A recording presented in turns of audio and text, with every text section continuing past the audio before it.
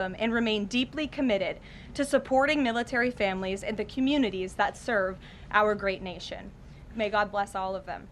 In economic news, the September jobs report showed the American economy remains strong, with 119,000 new jobs added, more than double expectations. These gains came after the summer passage of President Trump's historic tax cuts and multiple big trade deals with countries around the world.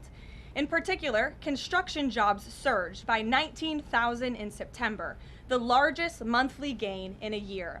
Nearly all of this solid monthly job growth came from the private sector and went to Americans rather than foreign-born workers, the opposite of what we saw under the previous administration. Inflation also remains under control, and wages are up by 3.8% over the year for American workers because of President Trump's pro-growth policies. In fact, real wages are on pace to increase roughly $1,200 for the average worker this year under President Trump. This is a complete reversal of the failed Biden era, when we saw inflation skyrocket to 9%, causing private sector workers to see their wages decline by approximately $3,000. We know that Americans are still hurting from the 4-decade high inflation caused by Joe Biden and the Democrats. But President Trump is making significant progress to fix this, and he will not stop working until he solves it. As the president recently stated, he is never satisfied.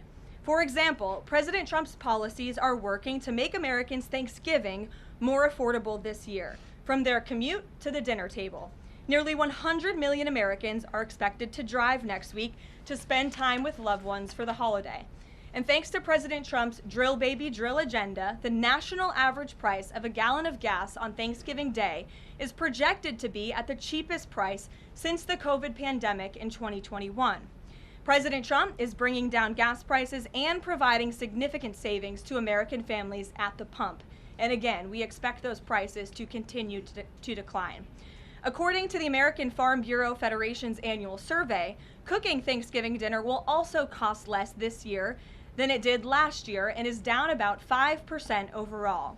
The average price for a staple of the meal, a 16-pound frozen turkey, is down more than 16% from last year, which will provide critical savings for families and their budgets. President Trump's entire economic agenda is aimed at putting more money back into the pockets of hardworking Americans. That's why he signed the largest middle tax cuts in history into law, from no tax on overtime, no tax on tips, to no tax on Social Security.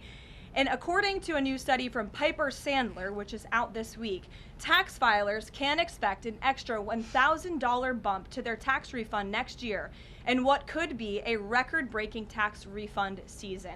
So there is more good news to come. We know these refunds will make a huge difference for Americans to help pay down their bills and use towards life's expenses. In other news this week, President Trump took a significant step toward delivering on a core campaign promise to finally close the Department of Education. To shrink the bloated federal bureaucracy, the Department of Education just entered into new interagency agreements with 4 agencies: the Departments of Labor, Interior, Health and Human Services, and State. These agencies will now ensure the delivery of legally required programs while also refocusing them to better serve students. This common sense action brings the Trump administration much closer to finally returning education where it belongs, at the state and local level, not in Washington, D.C. The Democrats' reckless 43-day government shutdown did manage to do one valuable thing. It proved that America does not need a federal Department of Education. During the longest shutdown in history, the Department of Education furloughed 90% of its staff, and America's education system was not impacted whatsoever. Schools stayed fully open across the country. Students attended class and received normal in-person instruction, and our wonderful teachers received their paychecks uninterrupted. The Democrats' government shutdown made it painfully obvious that American families do not need the Department of Education.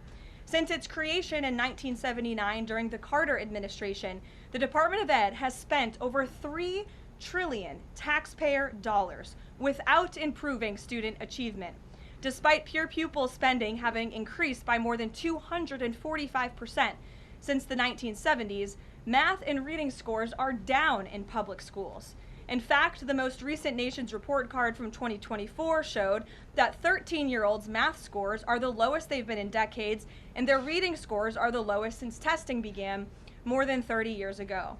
It's clear that throwing more money at a broken system does not work, and that's why President Trump appointed the amazing leader behind me, our Secretary of Education, Linda McMahon, who is making these monumental changes at the direction of the President. We're very grateful to have you here today to talk about these changes and then take some questions. Hopefully folks in this room will have some questions on the very important topic of education. So please, Mrs. Secretary. Thank you. Thank you very much, Karoline. It's really a pleasure to be here with you today, and thank all of you for being here as well. My purpose here is to speak directly to the American families, not just you, but to the American families, about the work this administration is doing in education to reverse our national decline with a hard reset of our educational system.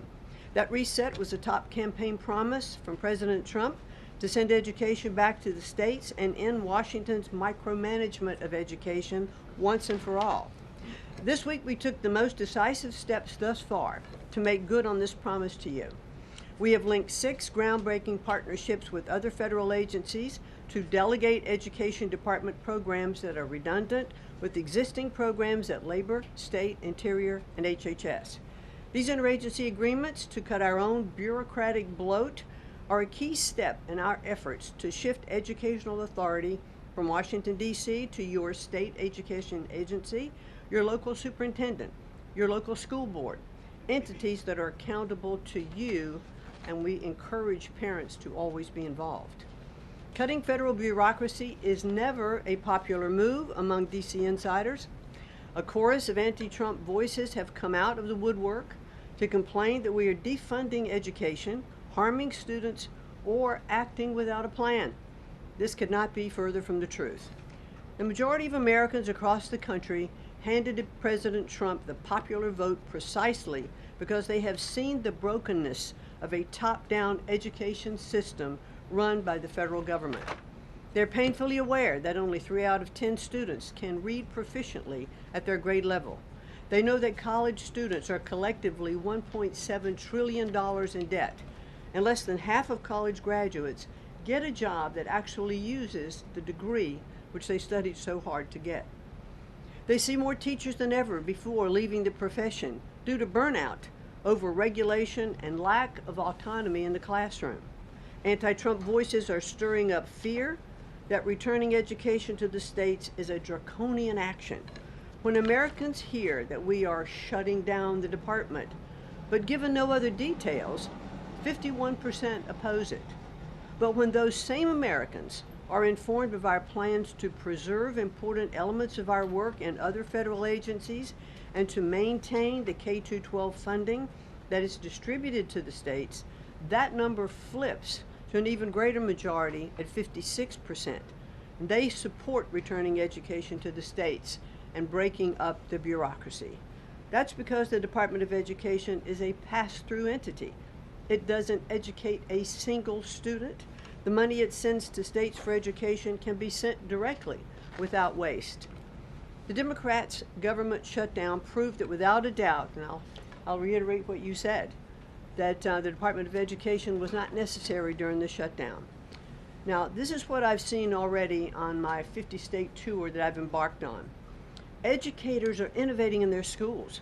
States are customizing their budgets and standards, and post-secondary institutions are planning for the economy of the future. But we're not leading them. They are informing us. That's why our final mission as a department is to fully empower states to carry the torch of our educational renaissance. Education is local. It should be overseen locally by those who best know local needs. We're not ending federal support for education.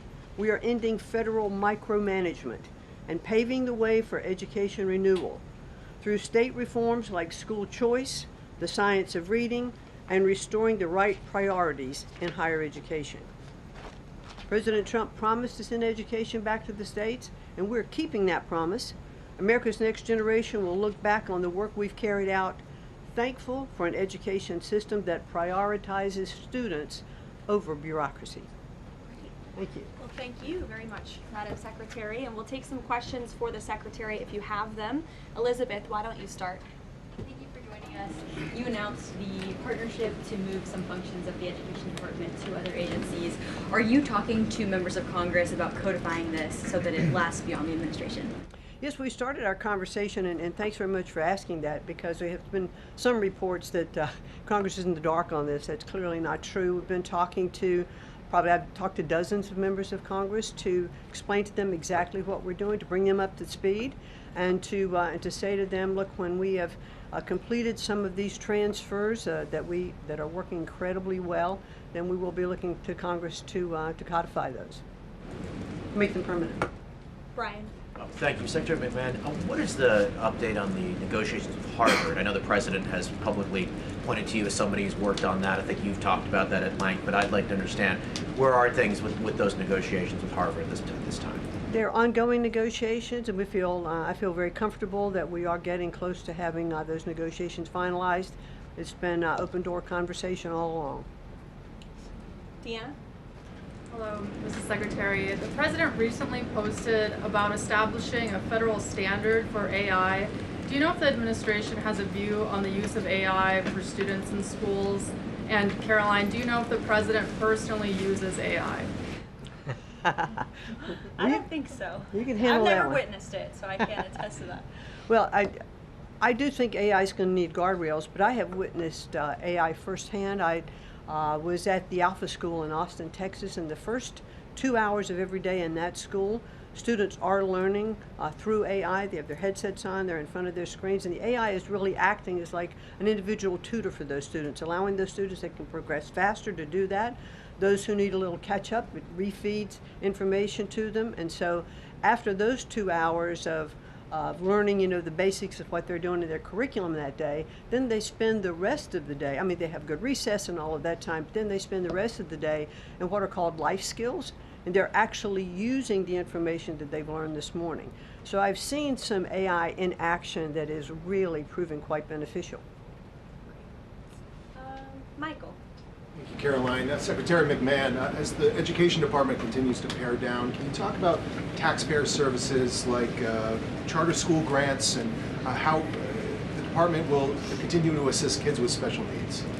Well, we are going to make sure that there's no interruption in getting that grant money out the door. I mean, that money is it comes from Congress. It's appropriated by Congress, and we legally are obligated to do that. And the transitions we're starting to make, our first programs that went over to the Department of Labor, that was a few weeks ago. We actually signed the first interagency agreement, which we accomplished under the authority of the Economy Act.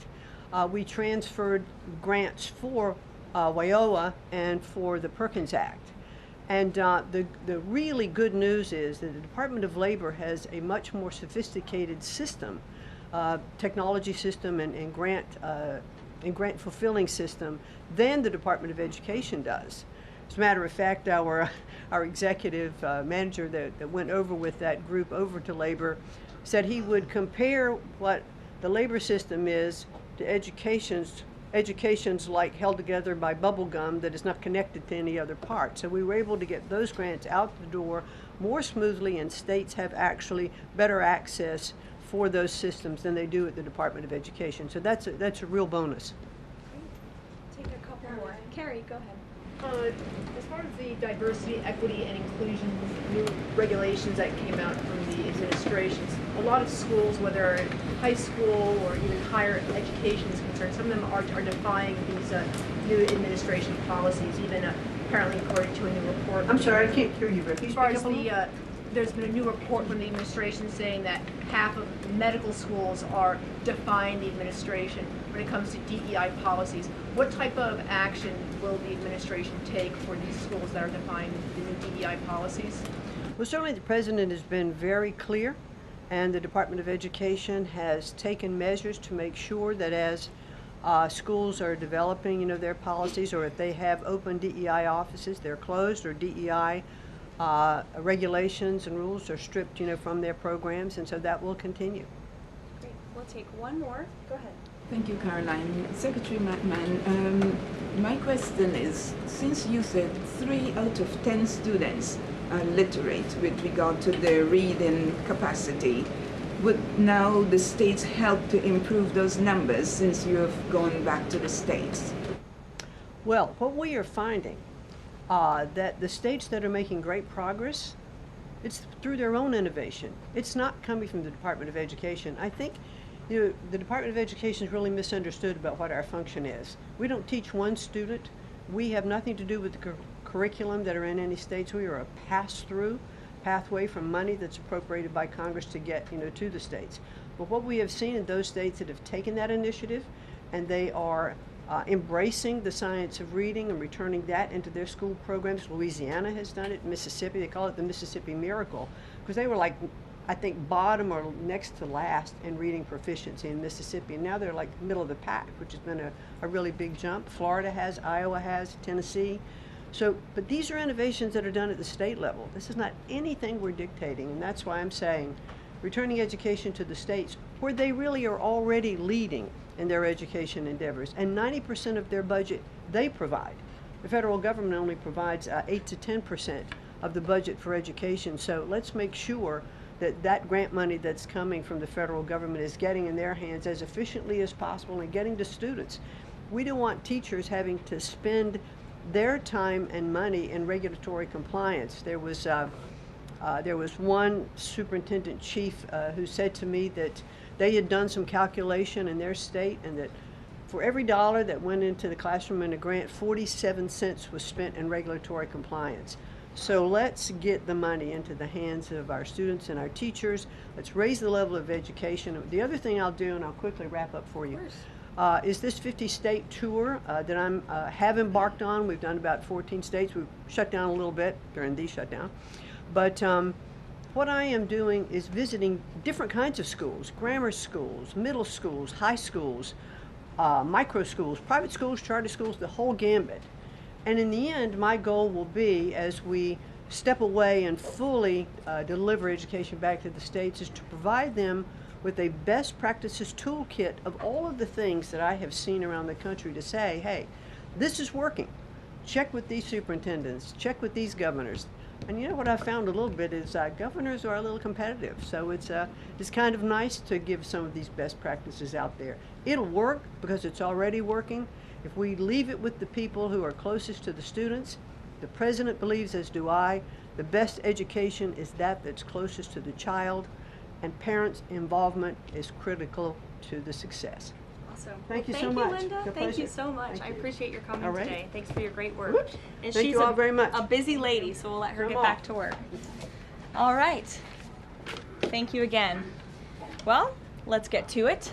You guys were so calm with her. I wish you were that calm with me.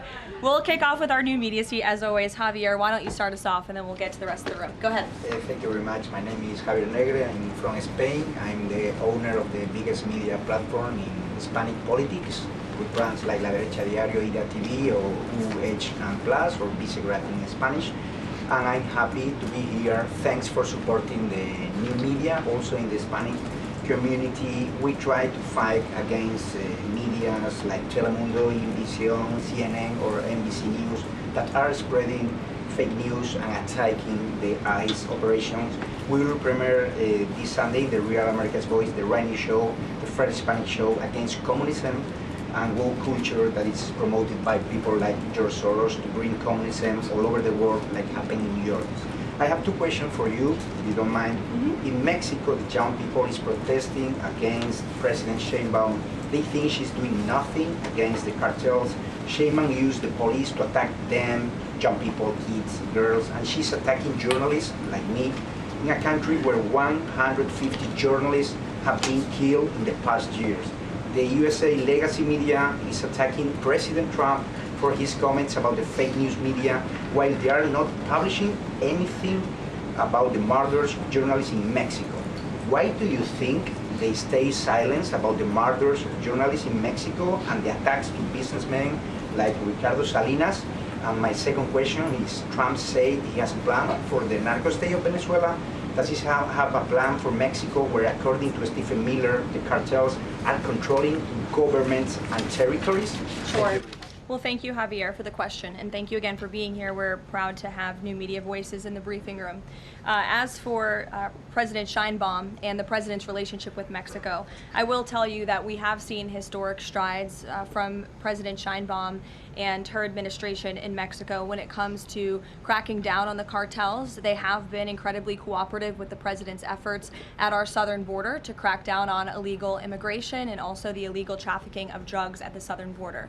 Now the president is very interested in taking additional measures against the drug cartels. He's been very clear about that. He's spoken about it, and this is a promise that he made to the American public. And so his national security team is discussing these options all of the time.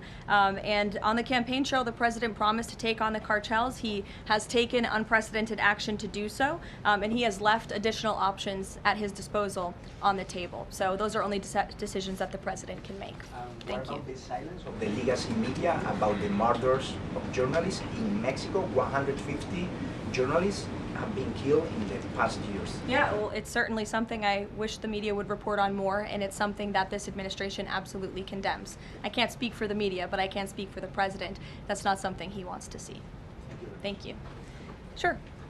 Thank you, Caroline. Is there anything that Mayor-elect Mamdani could say tomorrow that would ease the president's concerns about his future leadership in New York?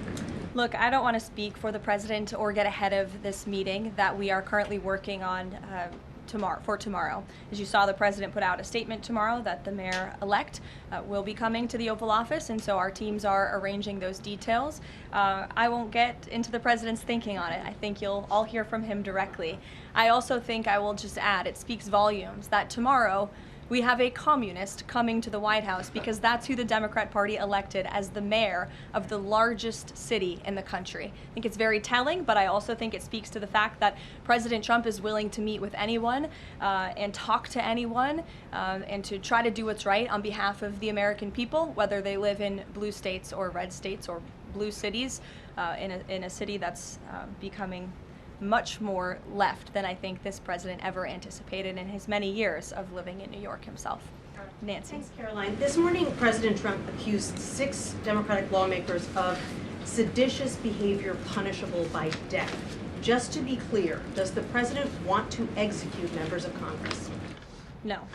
Let's be clear about what the president is responding to, because many in this room want to talk about the president's response, but not what brought the president to responding in this way. You have sitting members of the United States Congress who conspired together to orchestrate a video message to members of the United States military, to active duty service members, to members of the national security apparatus, encouraging them to defy the president's lawful orders. The sanctity of our military rests on the chain of command. And if that chain of command is broken, it can lead to people getting killed.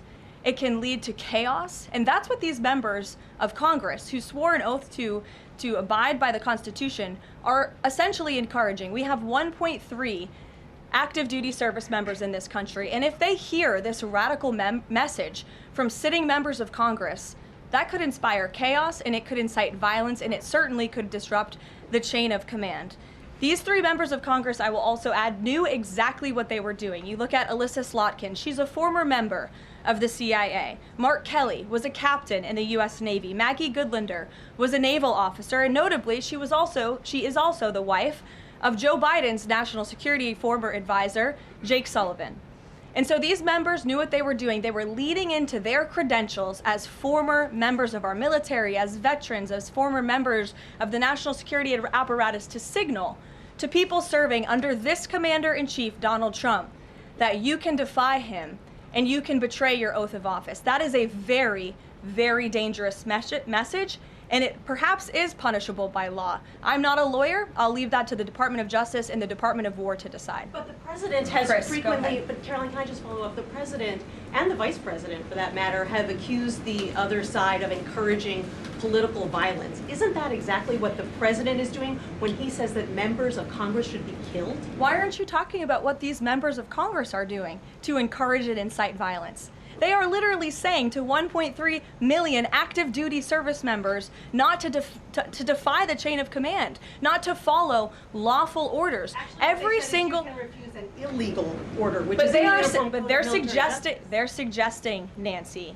that the president has given illegal orders, which he has not.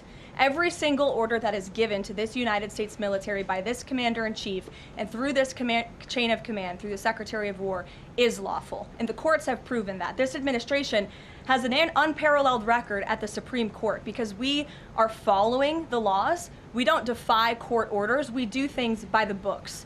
And to suggest and encourage that active duty service members defy the chain of command is a very dangerous thing for sitting members of Congress to do. And they should be held accountable, and that's what the president wants to see. Phil. Thank you. Ambassador Mike Huckabee had a meeting with Jonathan Pollard, a former U.S. citizen who was convicted and spent 3 decades in jail for selling state secrets to Israel.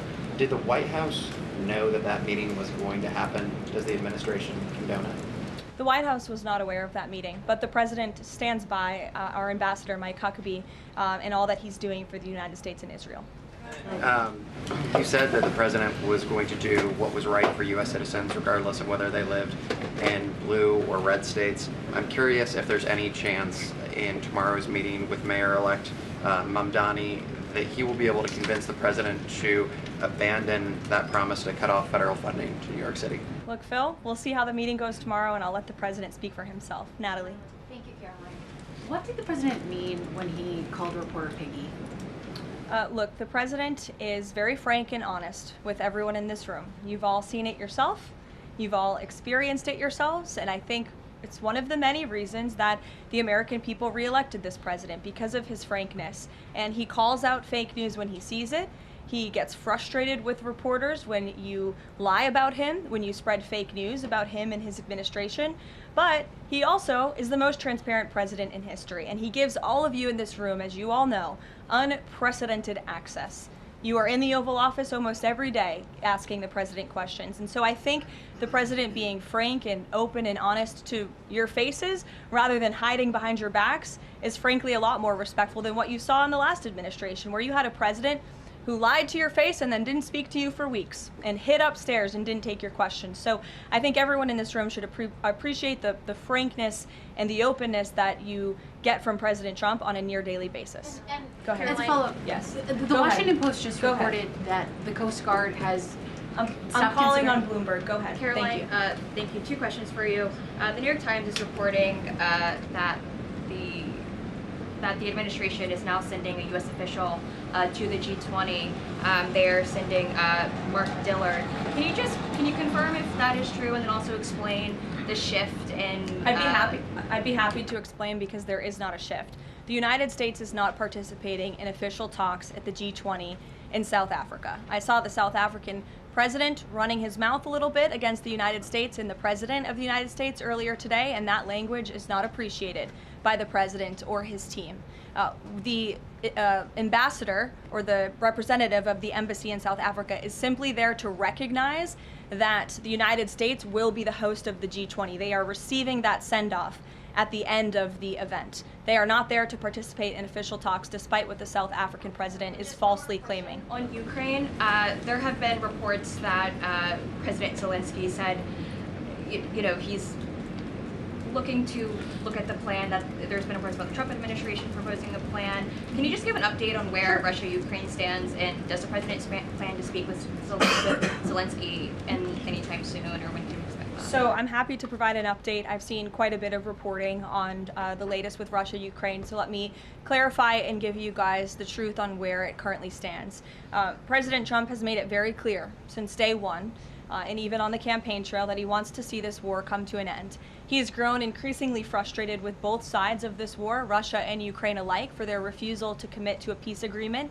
But nevertheless, the president and his national security team are steadfast in seeing this war come to an end, to end the killing and deliver on the president's promise. Special Envoy Witkoff, that Marco Rubio, have been working on a plan quietly for about the last month.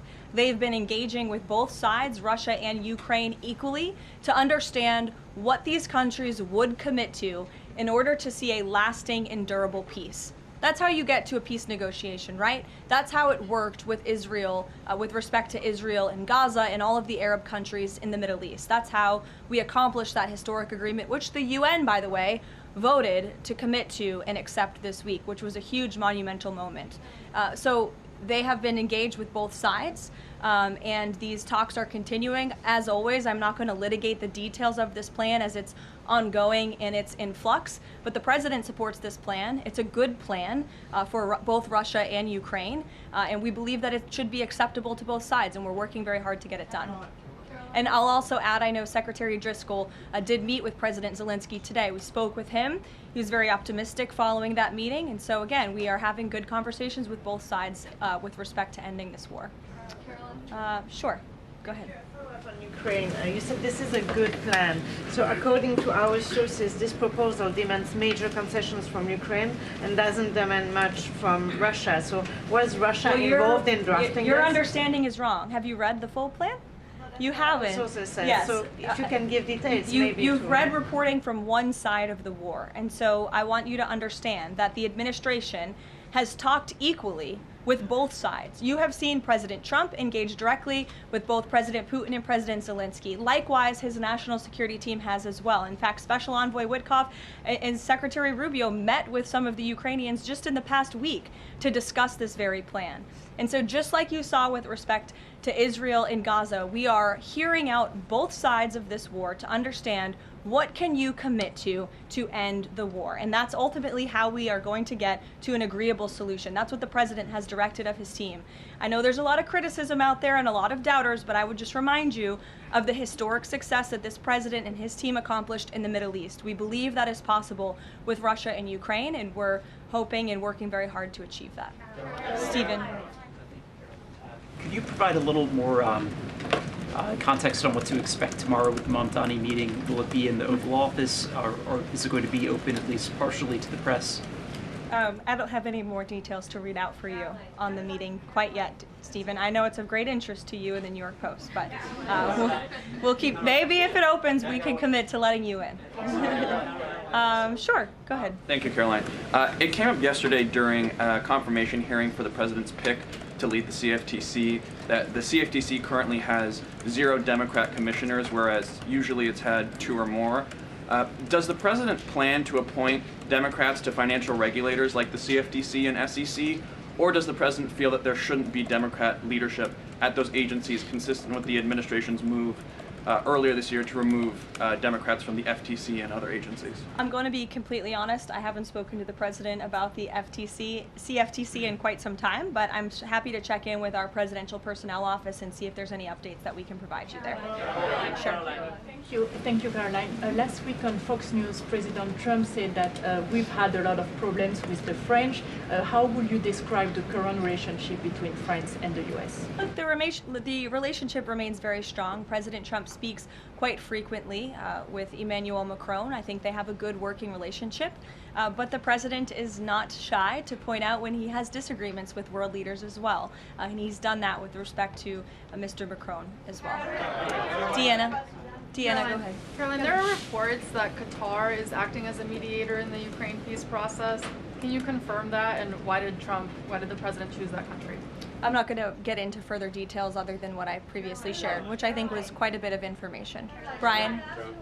Thank you, Caroline. 2 questions. We were talking about 4 earlier in this briefing about the president's orders. You were going back and forth about what the ad said and what it didn't say. My first question is... The ad? The advertisement that the Senate Democrats were featured in. So my first question is, no matter what the order is, it could be to any administration official, military or otherwise, no matter if legal experts might think it's illegal, does the president expect those cabinet members, administration officials to go ahead with those orders regardless of any outside thinking or experts? The president expects his cabinet officials and the administration to follow the law and to demand accountability and hold people accountable for their dangerous rhetoric. And I would just add that if this were Republican members of Congress who were encouraging members of the military and members of our United States government to defy orders from the president and from the chain of command, this entire room would be up in arms. But instead, it is the other way around, and I think that's quite telling. I'm going to let you all go because the president,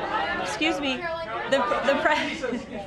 I appreciate the encouragement this morning, but this afternoon. But President Trump is about to meet in minutes with Israeli hostages who this administration freed, and so I'm going to go up to that meeting, and you will hear more about that later. Thank you. Misquoted Democrats in that video. That's actually not what they said.